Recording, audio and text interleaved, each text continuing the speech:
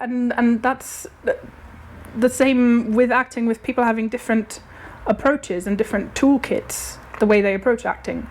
Personally, for me, I think the method is horrible. I think it does bad things to people. For me, it would not work. But if you want to do that, go ahead and do it. Maybe for someone else who does method and who likes that, my approach is stupid.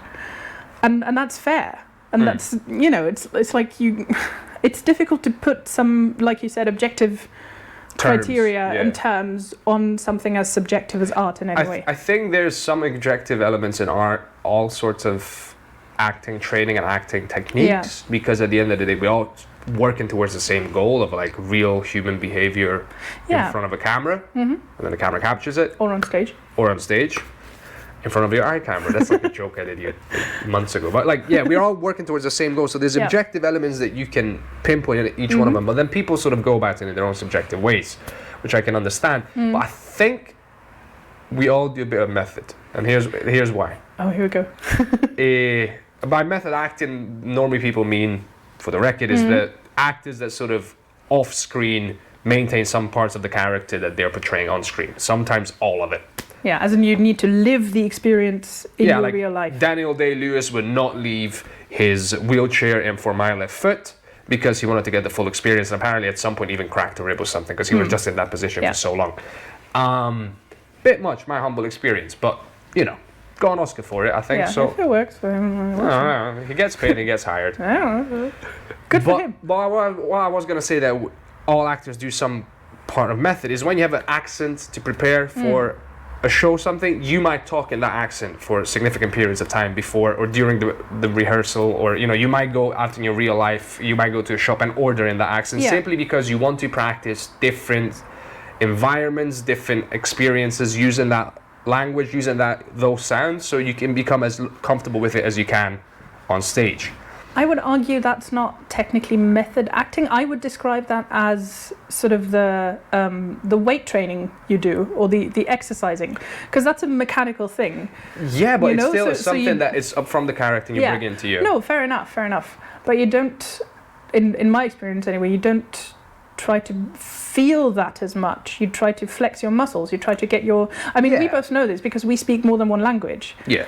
And so we have very funky accents. It's all over the place. Hello.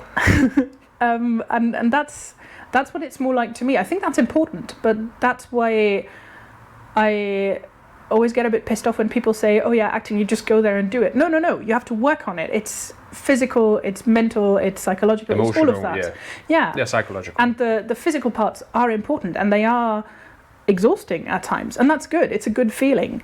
But just as when I talk to my parents on the phone, my jaw goes all over the place, and I'm like, what? My mouth doesn't want to speak German anymore because it's not used to it. Yeah. That's something you need to be aware of and get the muscles in the right place. But I see your point. It is, to an extent, taking some of that into your life.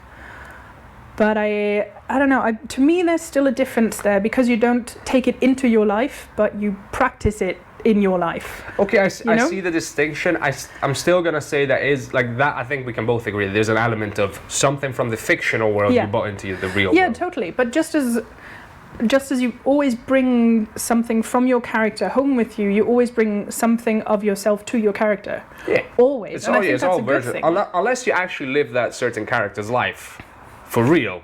Which in that sequence of events, which you cannot do, unless you actually did that. Yeah. You're you. You're never going to be a different person. Yeah, exactly. You're always stuck with you. Good news, bad news. You're always going to be stuck with yourself. Yeah.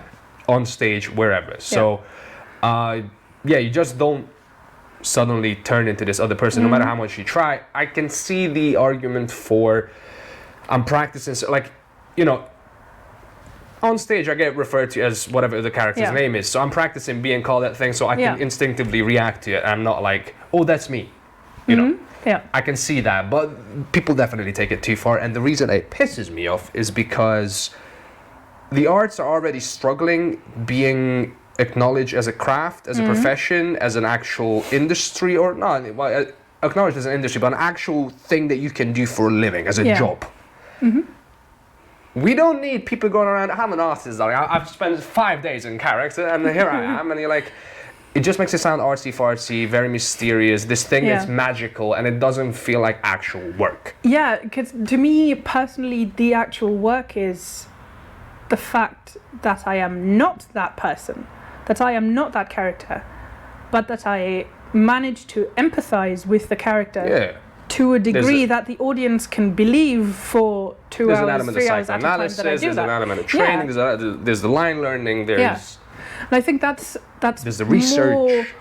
More admirable in a way that I don't need to have had this exact experience, but that I can sympathize and empathize that so intensely that I can portray it on stage. That's what the storytelling aspect is to me, and what the being in character is to me. Is I can behave in the way this person that we're portraying, or this person would behave as. I can